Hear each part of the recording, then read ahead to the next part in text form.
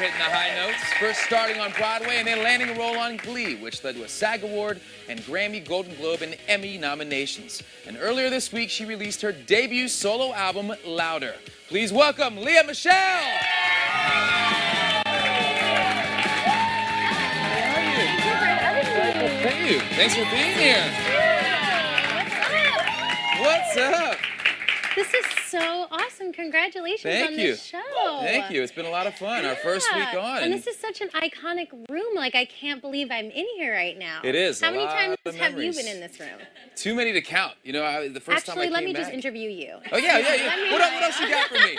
This is how I'm going to end my first week. Like, I'm so, like, this was my generation. Yeah. Like, TRL, this was my growing up for me. Like, you know, you guys and everything. So I can't believe I'm singing in this room right now. You basically grew up here in Times Square doing Broadway. Did you ever come up here back in the day for TRL stuff? Well, I actually performed in the Minskoff Theater, which is downstairs in Fiddler on the Roof. Oh, get out of here. So, yeah.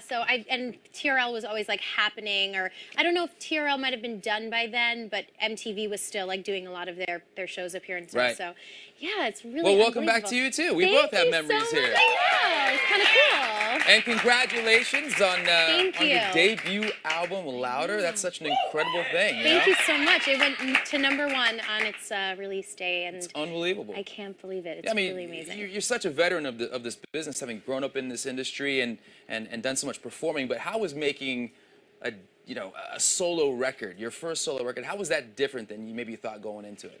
It was, a really long process, as I'm sure you know. I kind of, when I record songs on Glee, it's like you go in, you try to get as much done in as little amount of time as possible because we're doing so many episodes at once, and this was like, really, I got to take my time with everything and listen to songs and pick songs and write some songs. And so it was very creative and cathartic for me. So it was not what I expected. It was a lot more like fun and exciting than I thought it would be. And it was really amazing. Are you one of those perfectionists that never can get enough good takes and you want to do it again and again and just try and top your last one and top your last one? No, I'm actually not. I think coming from having a performing background on Broadway, you don't get a second take on Broadway. True. Like on the stage, it's like you just do it like one time and then that's it. So in the recording studio, I guess I kind of thought like, well, that was it, right? And they're like, well, we can do it again if you want to do it again. So I guess I've found like a good middle ground now. Well, in my case, thank goodness I get 2 or 3 chances at it. Because sometimes the first one didn't go so well. So.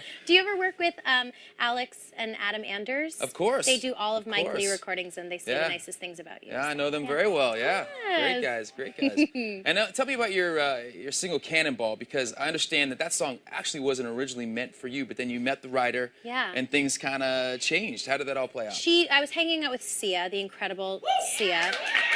I mean, not only is she such a great singer, she has, all of her amazing songs she wrote for Beyonce. Did you hear Pretty Hurts? It's like the first track on Beyonce's new album, and it's amazing. So Sia, who's incredible, and we were just hanging out, we were writing, and she goes, oh, I'm gonna go to the bathroom, listen to this song I wrote, it's called Cannonball. And when she came back from the bathroom, I was like, you have to give me this song. I was like literally rocking back and forth, and she was like, you can have it. And what was so crazy was that she wrote that song for whatever she was dealing with in her life, and I heard it, and it was like, oh, this is about, she wrote it for me. So I think it's so great that it's universal, and hopefully it will help people the way that it really, really, really has helped me. Well, let's talk about that for a minute, because doing an original album and doing songs that are a lot of your heart and your soul and your emotion. How different is that? How much harder is that, or different is that than doing Glee covers and releasing those? You go into the Glee studio and you're singing songs that other people have sang before, and I'm also playing a character on the show.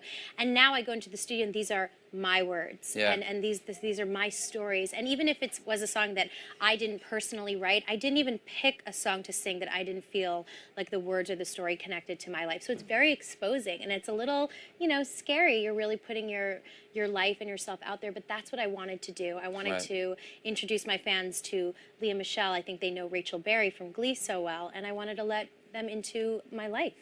And yeah, absolutely. Thank you.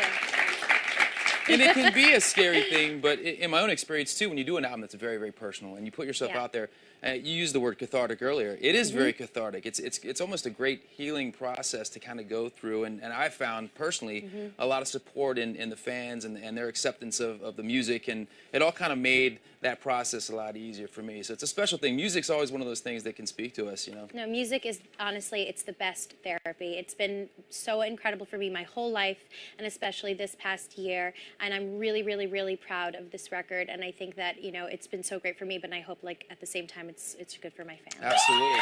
Absolutely. Well, it's #1, so it's already speaking to a lot of fans out there.